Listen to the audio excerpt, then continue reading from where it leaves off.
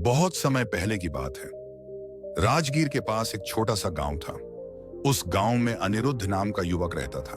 वह मेहनती था, ईमानदार था, लेकिन हमेशा दुखी रहता था। हर दिन वह शिकायत करता, मेरे साथ ही ऐसा क्यों होता है? मैं कितना मेहनत करता हूं, फिर भी मुझे सफलता क्यों नहीं मिलती?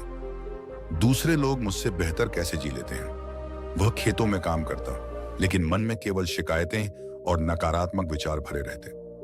धीरे धीरे उसकी हालत ऐसी हो गई कि जो भी उससे बात करता, वह बस दुख की बातें करता। गांव वाले उससे दूर रहने लगे। एक दिन उसका मित्र बोला, अनिरुद्ध, तुम बुद्ध के प्रवचन सुनने क्यों नहीं जाते? शायद तुम्हें शांति मिले।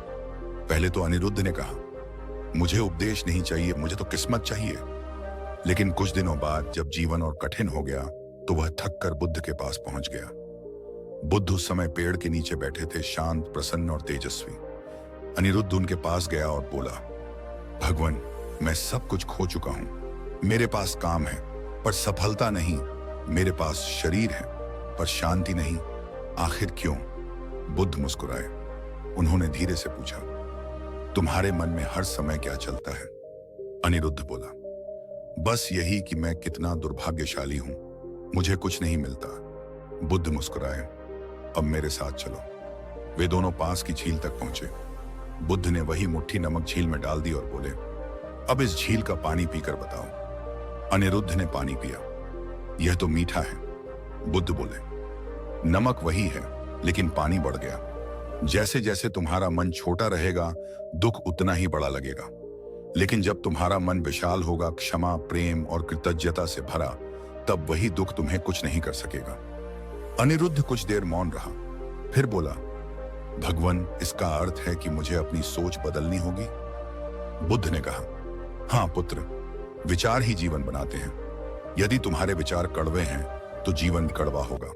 यदि तुम्हारे विचार मीठे हैं तो जीवन भी मधुर हो जाएगा। उस दिन से अनिरुद्ध ने निर्णय लिया, अब वह शिकायत नहीं करेगा, अब वह केवल सकारात्मक सोचेगा। सुबह उठते ही वह खुद से कहता, आज का दिन अच्छा होगा।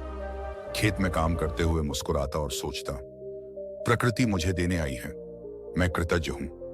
धीरे धीरे उसकी मेहनत रंग लाने लगी। फसलें बेहतर होने लगी, लोग फिर से उससे मिलने आने लगे और सबसे बढ़कर उसके मन में शांति बसने लगी। एक दिन वही मित्र जिसने उसे बुद्ध के पास भेजा था, मिलने आया। उसने कहा, अनिरुद्ध, तुम्हारे चेहरे पर अब पहले जैसी उदासी नहीं है, यह परिवर्तन कैसे आया? अनिरुद्ध मुस्कुराया और बोला, पहले मैं अपने विचारों का दास था, अब मैं उनका स्वामी हूं। बुद्ध ने सिखाया, सोच बदलो, जीवन अपने आप बदल जाएगा। और सच में जब मैंने सोचना बदला तो मेरी पूरी दुनिया बदल गई। उस दिन बुद्ध ने अपने शिष्यों से कहा, मन ही सब कुछ है। जिस तरह किसान मिट्टी में बीज बोता है, वैसे ही मनुष्य अपने मन में विचार बोता है। अगर तुम भय, नफरत और क्रोध के बीज बोओगे तो जीवन में कांटे उगेंगे। लेकिन अगर तुम प्रेम, करुणा और विश्वास के बीज बोओगे तो जीवन फूलों से भर जाएगा। धीरे धीरे अनिरुद्ध गांव का सबसे शांत और सुखी व्यक्ति बन गया। लोग उससे कहते, तुम बदल गए हो? वह मुस्कुराकर कहता, नहीं, मैंने बस अपने विचार बदल दिए हैं।